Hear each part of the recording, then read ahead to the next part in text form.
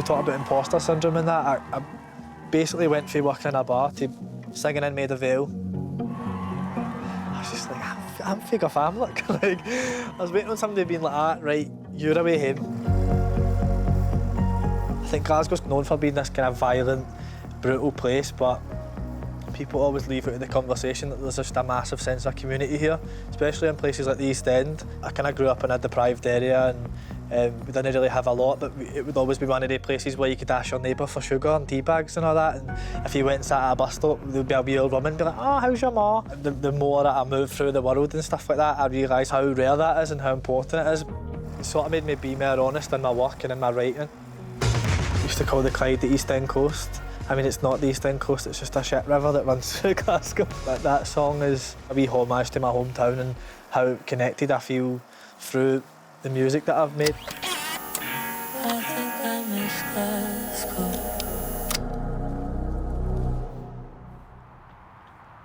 Yeah, so welcome to Gafamlock. These are the bins that we used to play on. We used to jump from bin to bin. That was how we passed our time. My brothers used to tell me I was found in a bin as well. Oh, he's doing a poo, man. Do you think Harry Styles does this? I don't think he does. Being for Glasgow, there's a big, massive, sort of bullshit-ometer. If somebody's being disingenuous, I feel like we can smell it like blood in the water kind of thing. That's something I've always tried to do is be honest about my experiences and about my work. Please sit back and enjoy Joesef. The kind of feel that I get used to. It left me when I finally... Being a musician or being like a singer was so far removed from my reality that I never ever thought that it would just be something that I could, one, make money off, or two, like a career, at all. Never mind make an album. But I want it out there and the sun is up forever. I just see you in a different shape. When I was a wee guy, me and my brothers used to walk to school.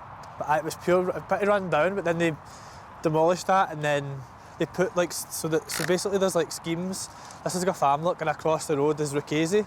And there was a lot of gang violence between they were called High End and we were called Gafamlock Young Team. And then see when the schools kind of joined, it kind of solved a lot of the problems because everybody got to know each other a bit better than that. It's sort of built into the working class culture that the guys rule the roost. They use their fists first and their brains later, and I think that was always, to a degree, the law of the land. And it's definitely changed in recent years, but Glasgow's run by football and religion and stuff like that, so a lot of it was toxic masculinity before I even knew what that was. That was a massive aspect of growing up.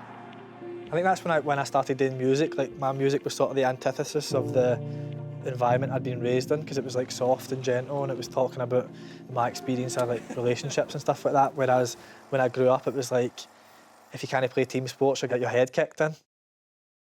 I don't want to think about it in a negative way, because I loved growing up in the East End and that. It was just a massive sense of community and everybody kind of looked after each other, even if sometimes we did have a few square goals and that. It was you'd shake hands after it and that was it. Might have had a bloody nose, but it was all right.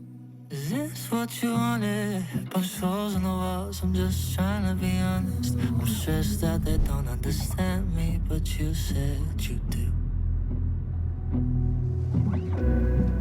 When I was sang in school, it was something I kind of kept secret because I wanted to keep my street cred with the nutters in school. Mr. I can't remember what his name is. He's like, you're singing at the mass. We'll make you sing a hymn at mass. And I was like, right, okay. I thought it was part of a group. He's like, no, you're singing, just you up there.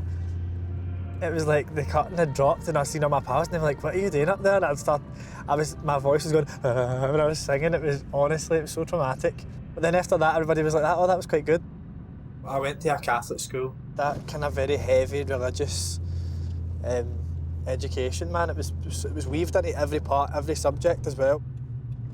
I found it very suffocating at times, especially when you're kind of coming into yourself and start to realise who you are a wee bit. Especially when I realised that I like boys as well, I just always felt, no matter where I went, I just felt different. In my scheme when I grew up, I didn't feel like I had a place, but then even when I was at school, it was hard there as well, so Aye, it was a bit of a head fuck. As I've kind of like spoke more about it, as I've gotten older, I've decided that I've kind of downplayed the aspect of how hard it was growing up in Glasgow that way, because I think when you're younger, people just tell you who you are constantly, like you're a poof, like you're this, you're that, you're a wee Jessie and stuff like that. So I think as I got older, it was like I was wanting to take back my narrative and go, do you know what, I'm not going to like give that airtime.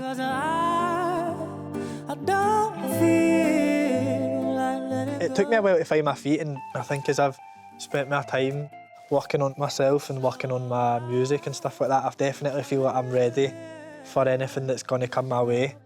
I've actually like spoke to a few of my heroes. Had a FaceTime with Elton John. It was like, I nearly shat my pants when I seen him. That was definitely an affirming moment for me. I was like, Elton John thinks I'm good, so I must be all right. Being for the East End, a gig that stands out for me is definitely when I played the Barrowlands the first time. It's the venue to play in Glasgow.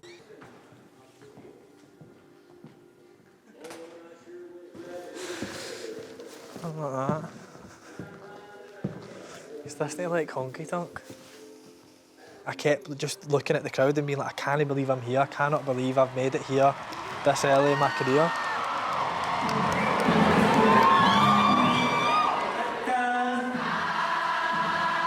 I could see my family, I could see all my mates there, and I just seen everybody else. It just felt like there was just so much love in the room. It felt like a pure full circle moment. Everybody was crying. Came off stage, Lyle and Nathan were crying, like the band was crying. My mum was there, she wasn't crying though. But genuinely one of the best nights of my life, for sure. I think growing up in Glasgow, we're very self-deprecating to the point of like self-sabotage. Like we can't take any compliments. You have to just sit with yourself and be like, nah, I'm supposed to be here, like, I can do this. And I think it took a long time for me to settle into that. I miss Glasgow every day, man. I feel like it's not even so much the town, it's more like my family, that's like my home. Because the scheme I grew up in isn't there anymore, it's not the same. So you kind of just need to learn to find home in other things, like your mates and your relationships, as opposed to actual places, because the places change all the time.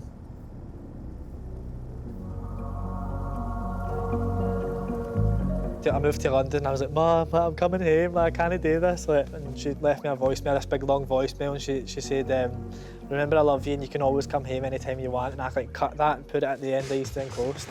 And I told her, I was like, Mum, I've put you on this song. And she was like, will I get any money for that? And I was like, it was going to be a wee special moment. But she loves it. And it's always nice to hear her voice on stage as well. When I hear that, it just brings me right back down to earth.